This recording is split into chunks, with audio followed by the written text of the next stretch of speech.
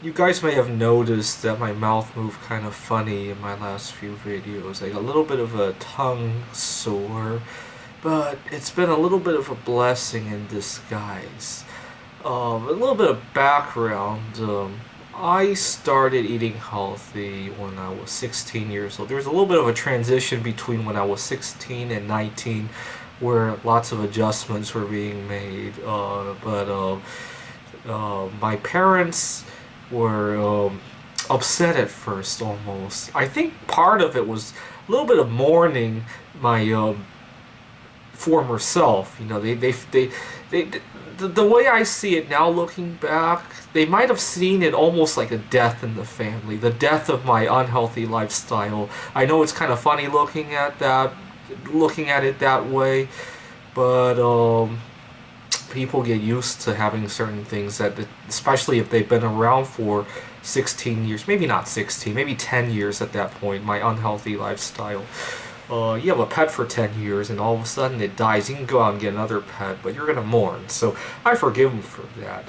Funny thing is that when I was about 22 or 3, my mom started to want to eat healthy. I was working on my PhD at the time and I would come home to my family in Pittsburgh. My mom wanted to eat healthy. I know deep down she wanted to, but she had a lot of unconscious eating. I would watch her for the day.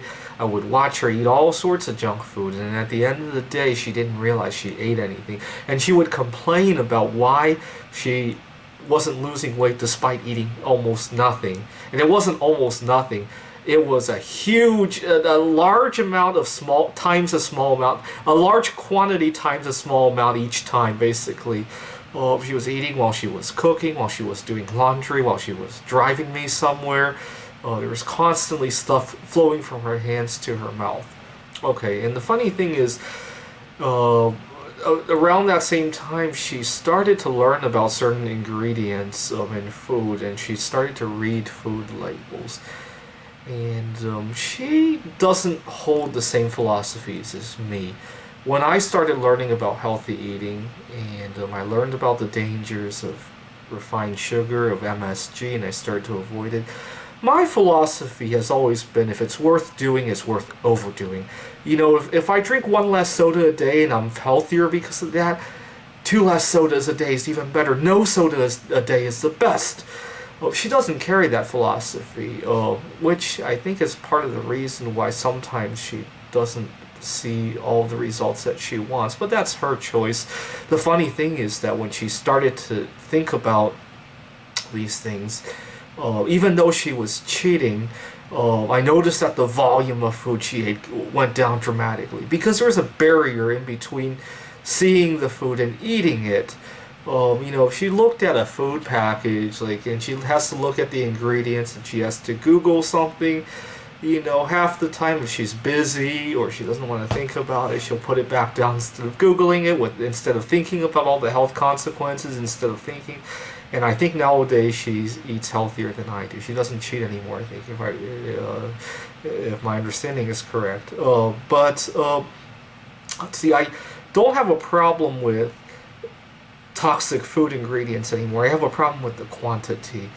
And weeks ago when my mouth wasn't in pain, I'd look at a bunch of bananas like that and it'd be gone in a few seconds. And now with the pain in my mouth, it puts a barrier in between seeing food and eating food, and it forces me to eat a lot slower. Sometimes I get so revved up, with stress, with like earlier this week when I wasn't sure if this girl wanted to see me. It's not like I'm angry and I want to wolf food down, but when I have something in my mouth that helps me forget it, I still want to forget about my girlfriend, and I still want to drown myself in food, but the pain in my mouth forces me to think. And that's what I need, some kind of barrier in between seeing and eating. And I hope, my mouth is probably going to heal in a week, but I hope to use this week as practice to kind of slow down a little bit. Sometimes I get so revved up, I eat so fast, I cough, and I've destroyed several computer keyboards doing that. I'll be drinking some, here's some tea I just got. but I'll be drinking it so fast that I'll cough while I'm drinking, and I'll get liquid on my keyboard and destroy it. And it's kind of funny. I just sometimes I get so wrapped up on various things like the girl, the computer gaming conferences, you know, when it used to be when I went home, I would pick on my mom for her eating habits. You know, it's not just her eating habits, but it's also the denial. It really gets on my nerves, you know. And now when I go home, she picks on me for my binge eating, and it seems like we can never be happy about that. It's kind of funny because when I was in Taiwan with my family, I used to naively think I could save some money on the hotel by staying with my grandmother. She picks on my binge eating.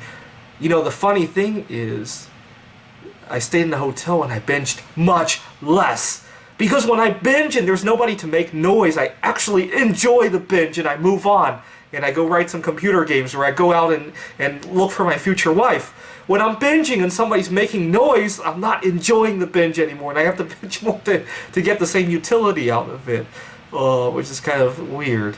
Anyways, I'm just commenting that I need to slow down on my eating. Thanks for watching.